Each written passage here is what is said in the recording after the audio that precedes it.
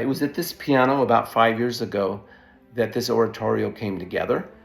And the concept was to take hymn texts that we all know and love, that deal with creation and God's majesty in nature that surrounds us every day, and find a way to make new music, shed fresh light on those amazing texts. And it was written during a time that it just seemed didn't know when choirs and orchestras were going to be active again. And so it was kind of an act of faith to sit and see that work through during that dark time.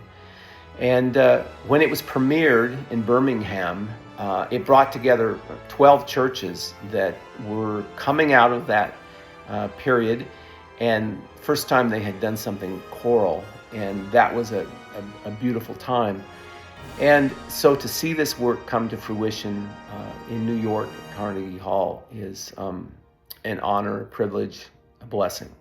And to meet all of you would be wonderful. Thank you for being a part of All Nature Sings.